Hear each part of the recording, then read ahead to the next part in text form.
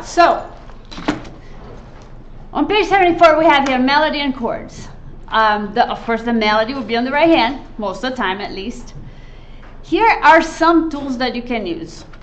You can use broken chord for the left.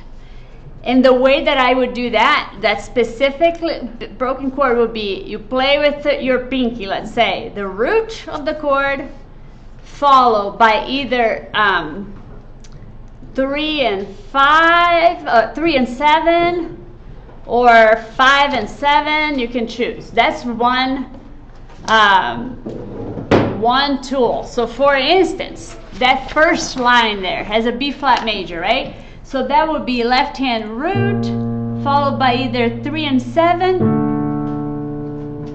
or 3 or 5 or 3 and 5 or 5 and 7, and you can decide which one you think sounds better. And you can also think about what's happening on the melody, because the melody has the third. So you could, we don't need to play the third, right? So here, like that entire line, if I went with root, broken chord, and now for the next one is a E flat minor, broken chord, right?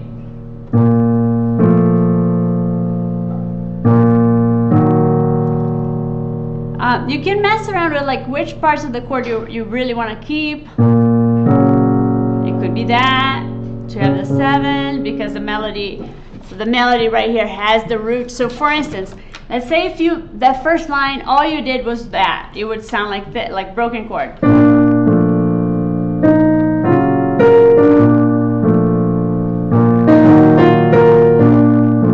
So that's one tool. Another tool is open arpeggio or open triad. Remember how that goes? With the open triad, you take the bottom and the top of the chord on the left, the middle of the note on the right.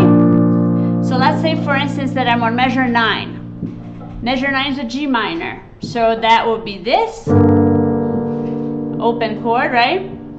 And then I would add the melody on top. So like, or open arpeggio would be to play the arpeggio where you take the middle note and play an octave higher. So that would be like,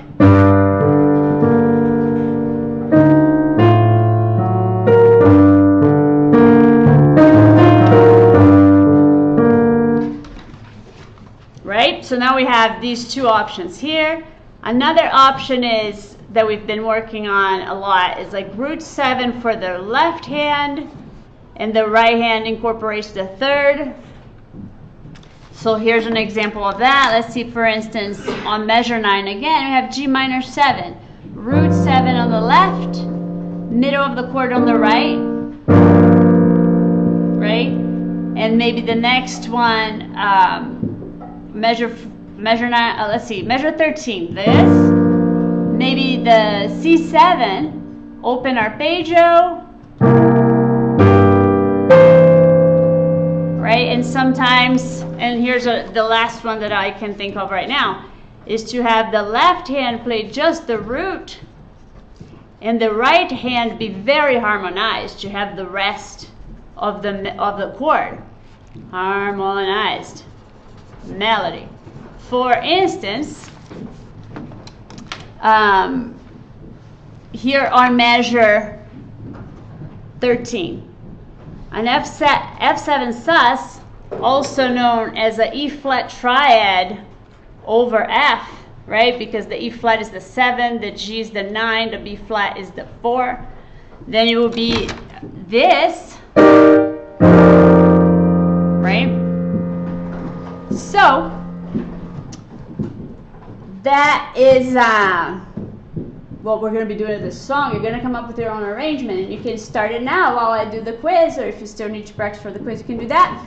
And as we go, I'll give you guys more tools, but these are some that you already know, that we already worked on. Also, feel free in your arrangement to change the melody, embellish the melody. Once in a while you can actually create like a call and response. So for instance, here I'm going to play, to give you an example of call and response, I'm going to play this line and I'm going to do a response here with my left hand. Check it out, see what I mean here. So measure 5, measure 6,